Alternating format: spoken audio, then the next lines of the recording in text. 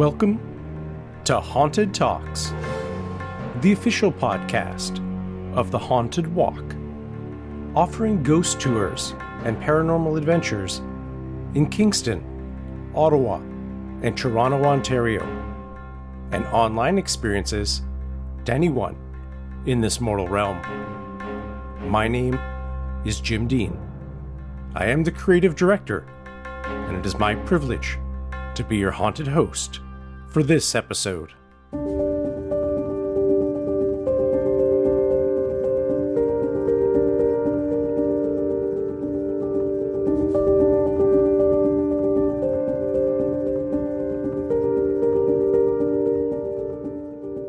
"9:04 a.m., December 6th, 1917, Halifax, Nova Scotia.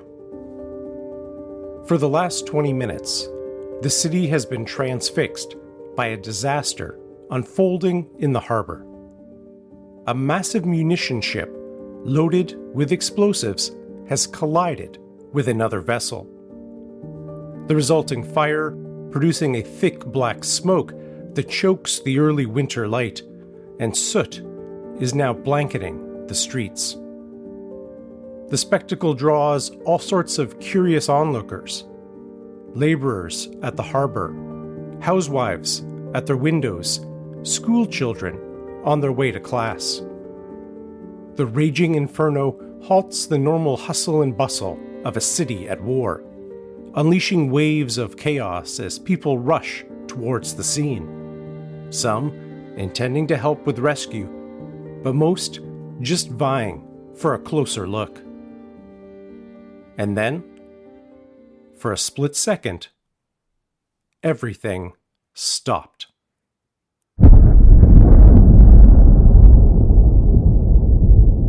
In the next instant, Halifax was consumed by fire and thunder. In today's episode, we continue our exploration of the Halifax Explosion, the deadliest man-made disaster in Canadian history. We consider the aftermath of the horrific events and its many legacies that continue to impact Halifax and beyond to this day. Not surprisingly, countless ghost stories and eerie sightings have emerged out of the catastrophe. We'll dive into those as we reflect on the shockwaves left behind.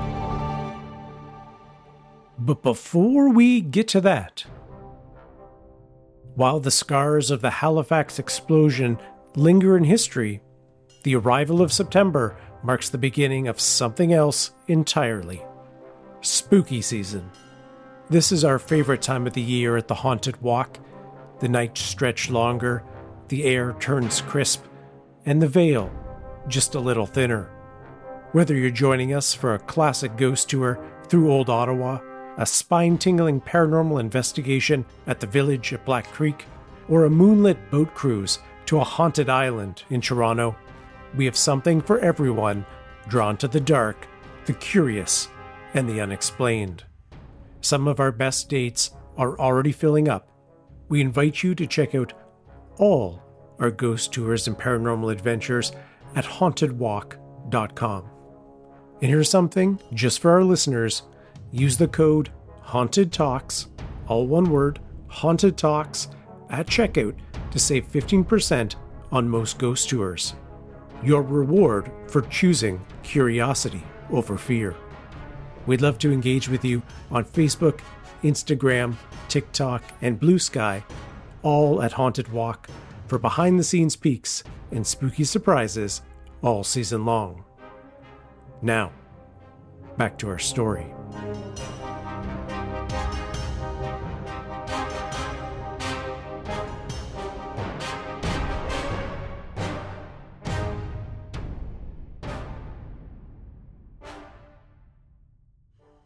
If you haven't listened to our last episode yet, we recommend starting there, as we cover many details that set the stage for today's show.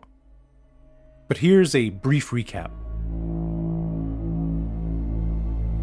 Halifax was a vital port during the First World War, the main departure point for warships bound for Europe. Normally, harbor traffic was carefully controlled, but on the morning of December 6, 1917, a chain of fatal mistakes set disaster in motion. The SS Mont Blanc, an aging French munition ship loaded with explosives, was bumped at low speed by the SS Imo in a treacherous stretch of water known as the Narrows. The impact didn't trigger a blast, but the fire and smoke that rose almost immediately was an ominous sign. People all over the city turned out to watch, never realizing they were staring at a floating bomb. In our last episode, we introduced 3 people caught up in the events of that morning. Francis Mackey, the harbor pilot guiding the Mont Blanc through the Narrows. Kaye Chapman, a 5-year-old girl living in the Richmond neighborhood alongside the Narrows. And Vincent Coleman, the train dispatcher working at Richmond Station. In this episode, we'll return to their stories as we explore the aftermath. Ordinary lives thrown into the path of an unimaginable disaster. But for now, let's go back to the harbor.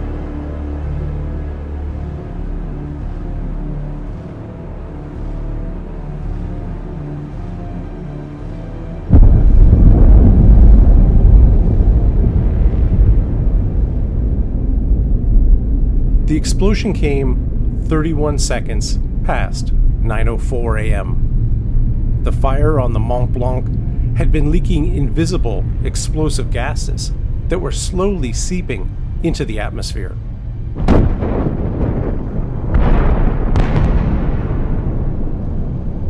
The protective materials that shielded the munitions were gradually breached by fire, setting off mini explosions that released even more gas into the air. In a fraction of a second, all these volatile gases ignited the remaining materials on board, and the entire ship erupted into a massive fireball.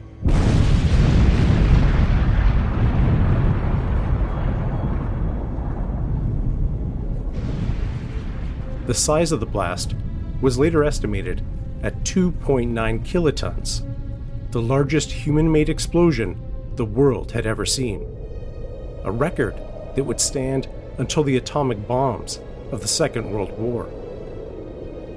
The shockwave tore through Halifax at more than 1,000 meters per second, faster than anyone could react.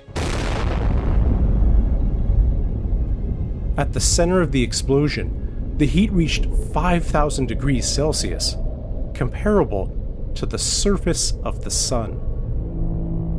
For the people of Halifax, who survived, these numbers were meaningless. What they knew was in that single moment, their homes, their families, and their city were ripped apart by an event unlike anything humanity had ever experienced. By the time of the explosion, the Mont Blanc had drifted dangerously close to shore, coming to rest near Pier 6 beside the residential community of Richmond. For anyone within a few blocks of the burning ship, death was immediate. Dock workers, nearby crews, and rescuers vanished in the blast. The shock wave that swept through the city destroyed nearly every structure in its path. Many survivors were trapped in the rubble of structures that had initially protected them. As they struggled to escape, spot fires were being ignited by the many stoves and fireplaces that were already lit that cold winter morning. In a blink of an eye, whole neighborhoods had been leveled and were burning uncontrollably. The force of the explosion rippled across Halifax, damaging buildings kilometers from the harbor. Residents recalled that nearly every window in the city shattered at once, sending shards of glass hurtling inward. Those who had stood at their windows, mesmerized by the burning ship, were suddenly caught in the blast. Razor-sharp fragments tore through homes and businesses, leaving thousands wounded and bleeding. In the hours that followed, surgeons worked frantically to save lives, performing crude operations by lamplight to remove glass from skin and eyes. Many survived, but carried the scars, seen and unseen, for the rest of their lives. When the blast waves had finished tearing through Halifax, another force struck the shore, a wall of water. The explosion had displaced the deep harbor, sending a sudden tsunami surging toward land. Even those communities that were relatively safe from the initial explosion were doomed by the quickly rising waters. Buildings near the harbor that had miraculously survived the initial blast crumpled in the waves. Many survivors, pinned under debris, were hopelessly stuck and drowned in the rising tides. For years afterwards, stories were told of entire neighborhoods erased in moments, first by fire and then by water.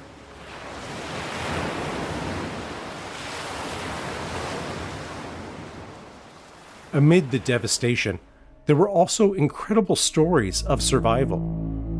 You'll recall the Chapman family and the young girl Kaye, who had just seen her siblings off to school.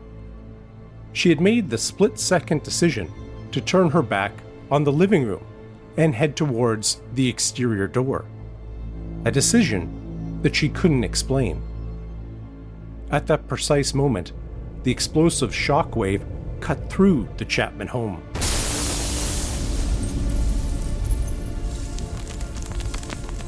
The living room was completely obliterated in the falling rubble, but Kaye was somehow shielded by the doorframe.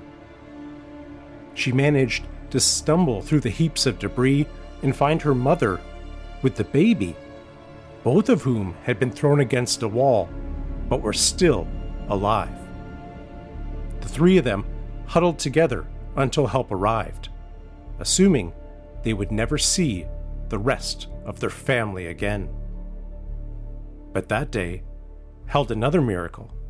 The other Chapman children, running late for school, had taken shelter beneath a neighbor's veranda at the exact moment the blast occurred. If the timing had been any different, they likely would have perished. Somehow, the entire Chapman family had survived.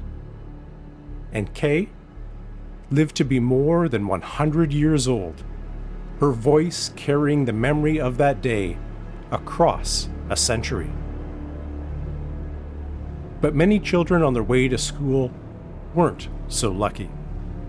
For the crowds of kids who had gathered near the pier to watch the dramatic burning of the ship, their fateful decision had proven deadly.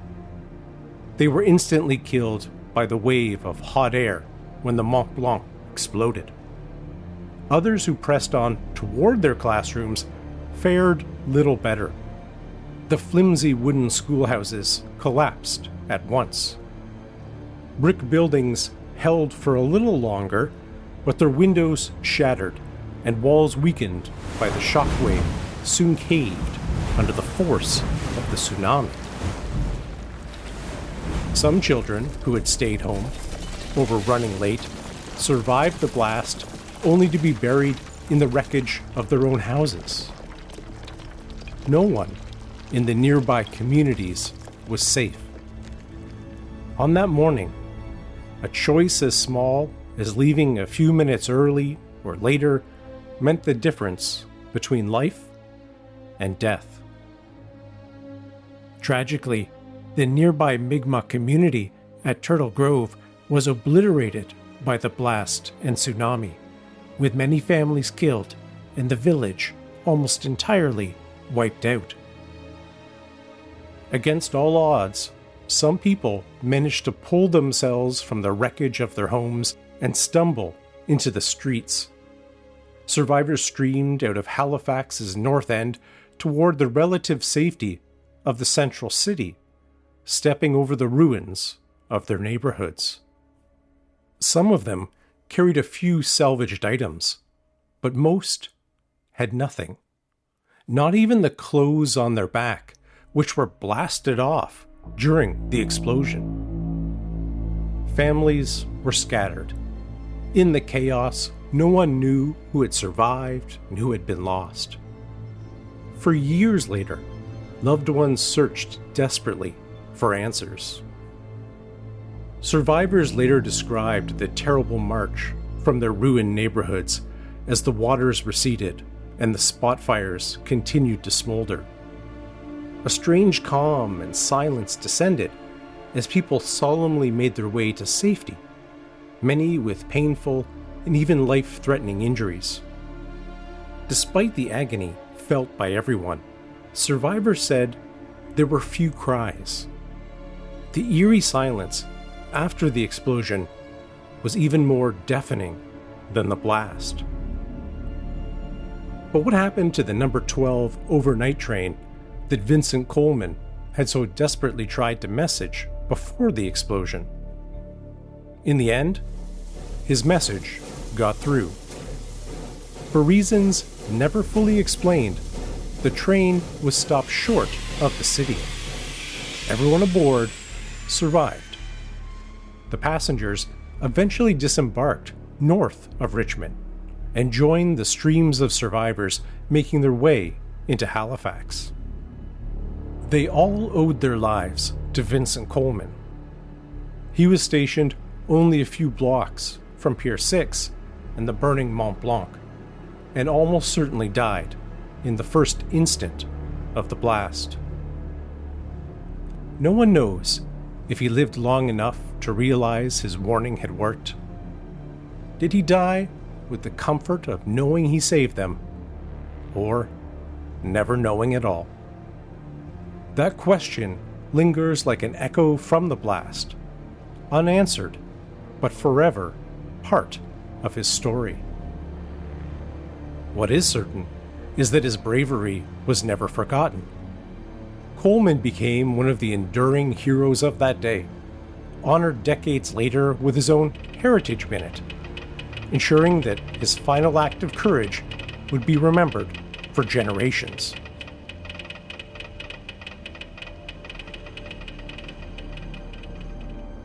If Vincent Coleman is remembered as a hero of December 6, 1917, harbour pilot Francis Mackey was cast as the villain.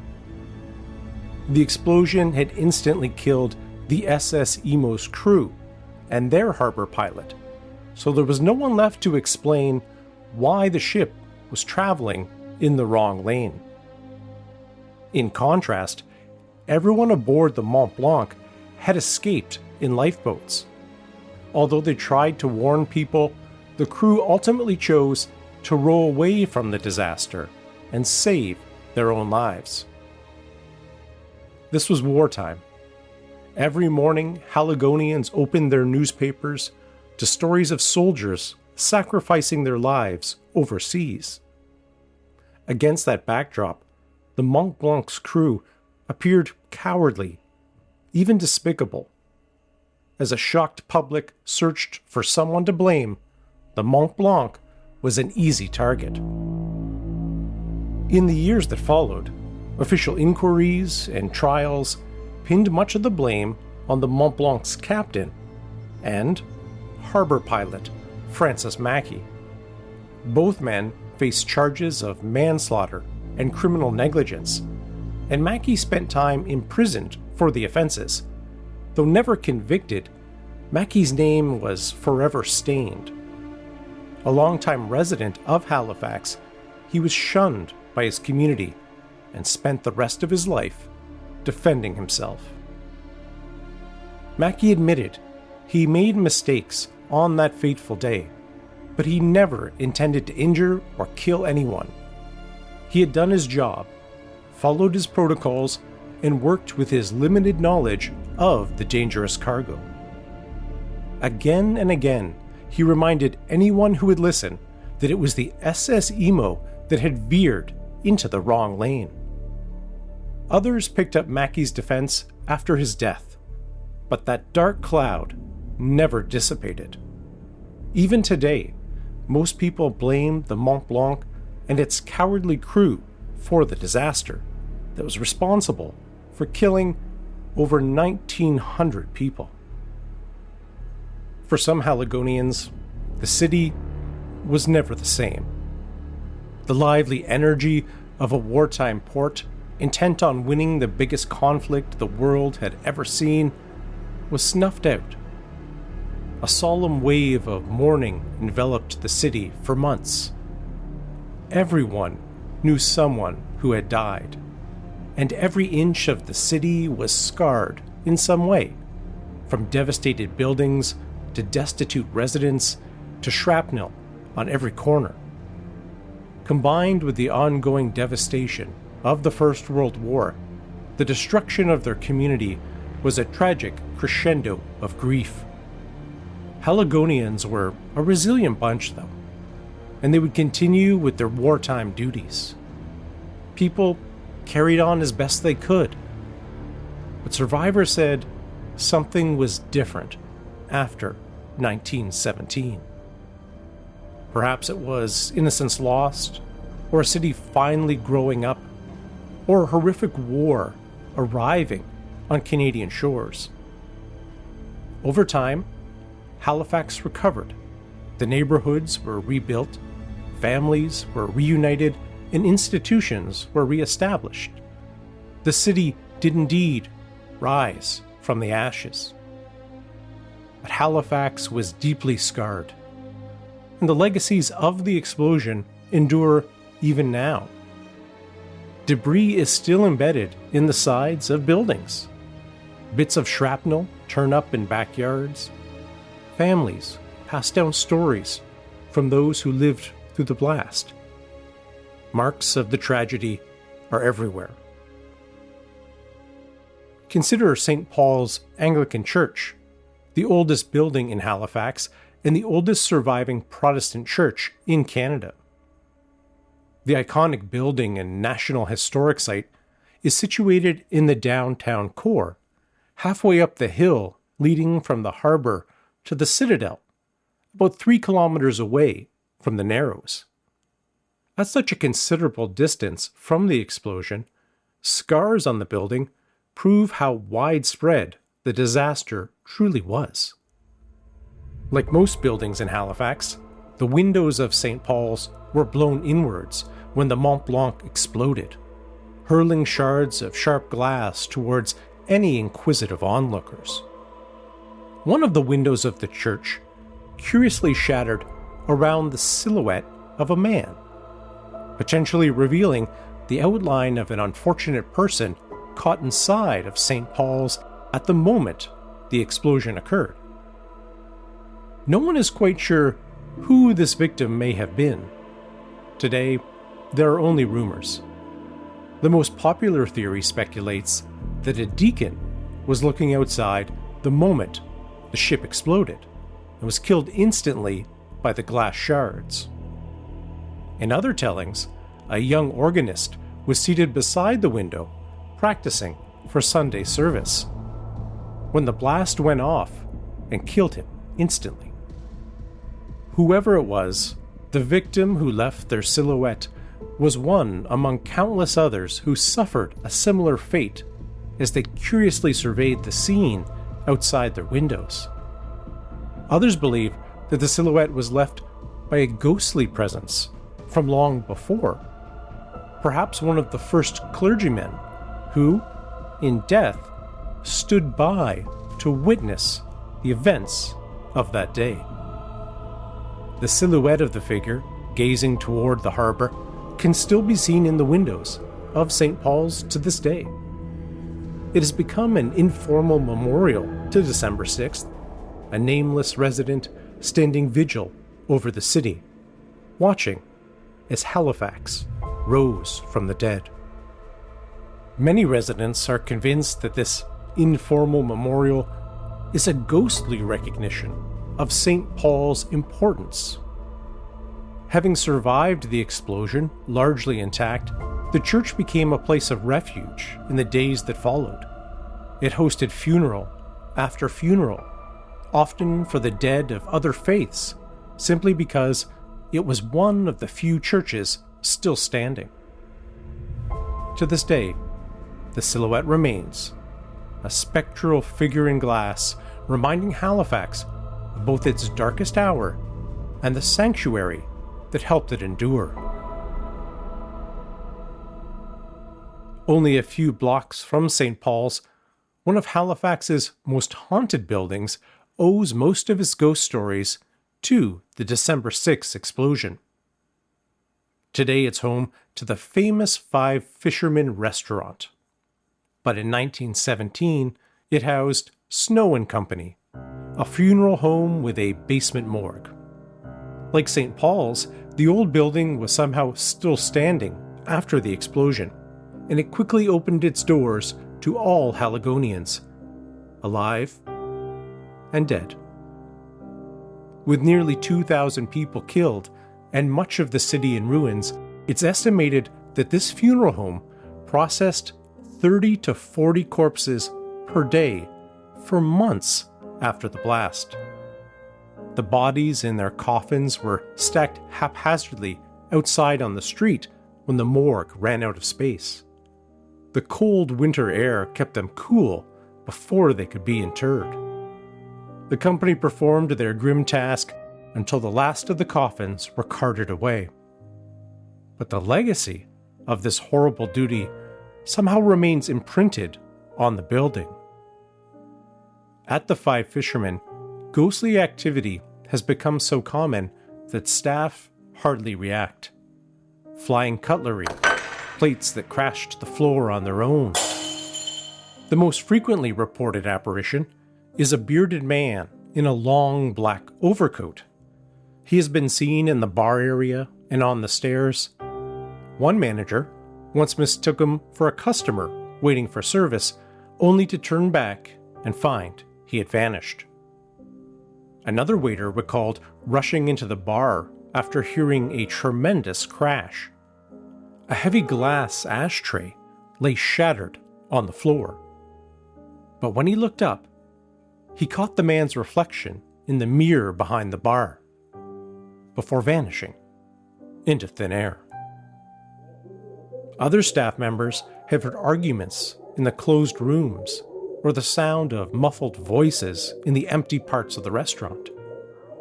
The ghosts of the famous Five Fishermen are nearly as famous as the seafood they serve. Another historic site in downtown Halifax also seems to be haunted by victims of the explosion. The Admiralty House, constructed in the early 1800s, has its fair share of ghosts and numerous reported sightings. But one ghost, a woman and her baby, likely dates from the time of the explosion. It is believed that on that fateful morning, a woman holding her baby was upstairs in the attic, attempting to look at the inferno burning in the harbour. When the explosion struck, the window shattered, sending the glass into the room. Both mother and child were killed instantly. Since then, strange noises have often been heard in the attic, and her ghostly form is sometimes spotted upstairs. On more than one occasion, staff at the Admiralty House have heard the sound of doors slamming, but there are no doors currently hinged in the space. No one is quite sure who most of these ghosts could be. They are simply assumed to be nameless victims of the tragedy. In the chaos that followed the explosion, few were able to keep careful records of where the dead had been found. Communication lines were cut, telegraph wires and phone cables in ruins. Newspaper offices had been blown apart. Sorting the living from the dead was almost impossible. It took years, and sometimes even decades, to slowly assemble lists of who died. Entire families had vanished in an instant. Even when names were recovered, the exact time and place of death were often lost forever. For paranormal researchers, this makes the task of ghost identification nearly impossible. There are nearly 2,000 candidates, and no shortage of tragedy that draws them back to the land of the living. Among the many victims of the Halifax explosion were the city's aid workers, firefighters, rescuers, and nurses who ran toward danger without hesitation. Hospitals, already crowded with wounded soldiers from the First World War, were overwhelmed within minutes. Survivors faced impossible odds. It is said that one of the Grey Nuns, killed that day, refused to abandon her post, even after death. Since 1917, witnesses at the Victoria General have reported the presence of a woman in a nun's habit, moving quietly through the wards. She is usually observed comforting the sick and dying, often present as a patient breathes their last breath. She is frequently accompanied by a feeling of contentment and the soft scent of incense. Like so many of Halifax's ghosts, her identity was lost in the chaos of the explosion. But her vigil, it continues. The tragedy of the Halifax explosion was made far worse due to the heavy loss of children, many of whom were making their way to school or already sitting at their desks. Some schools lost their entire student population in an instant.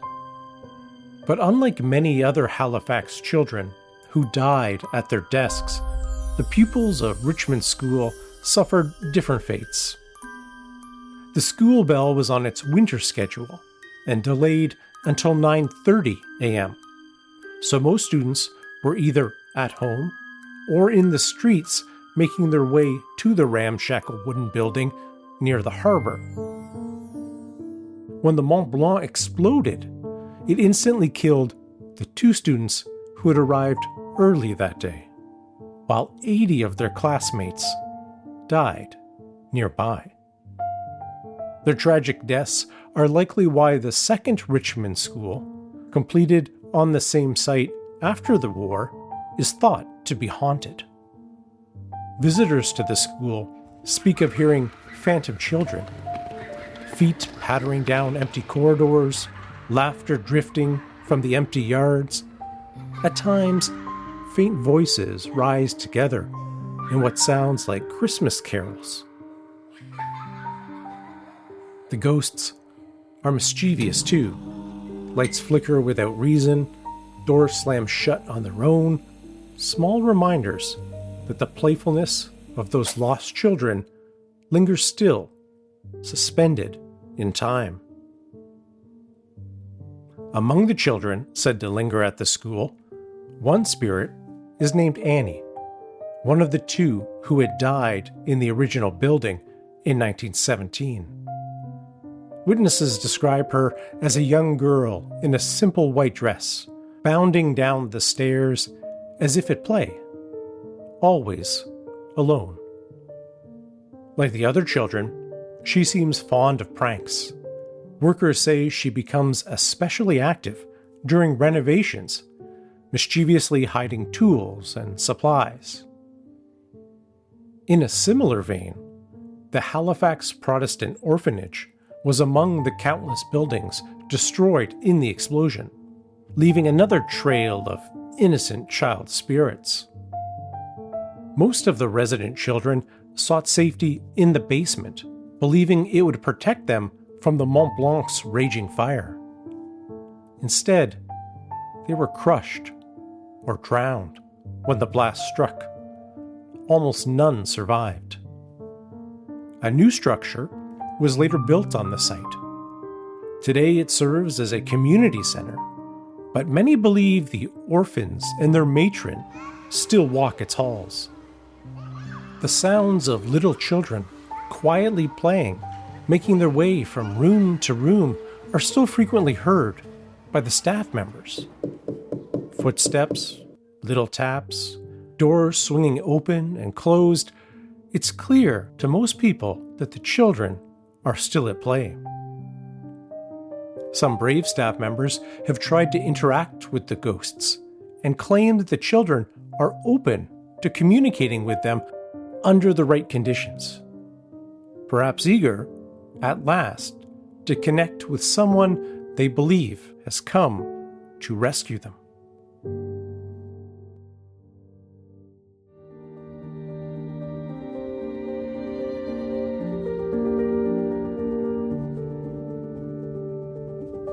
The Halifax Explosion held the grim title of the largest human-made blast until 1945, when atomic bombs were dropped for the first time in Japan. The memories of December 6, 1917, dim slightly in the face of this new destructive power. But for many Haligonians, the legacy of the explosion endured, even as the city recovered and the world moved on. Countless memorials, both formal and informal, can be found throughout the city and surrounding region. People have never forgotten the day the destruction of the war arrived on their doorsteps. But the most enduring legacy remains with the descendants of the survivors, who heard plenty of stories that have been passed down now for over a century. The legacy also remains in the countless, nameless ghosts that walk the streets and haunt the buildings where they spent those fateful final moments.